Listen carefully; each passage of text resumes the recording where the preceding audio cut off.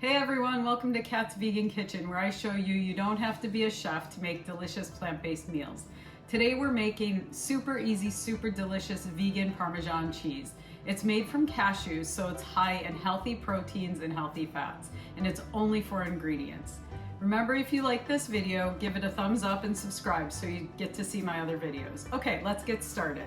First, we're gonna put 3/4 cup of raw cashews into our food processor. Then we're gonna take 3 tablespoons of Nutritional yeast, 3/4 teaspoons of salt, and 1/4 teaspoon of garlic. This is garlic powder, not garlic salt. Then all we have to do is pulse it until it becomes a fine powder.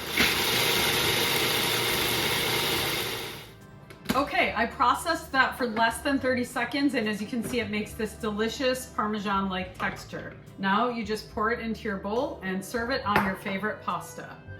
Another great thing about this recipe is it totally avoids single-use plastic containers.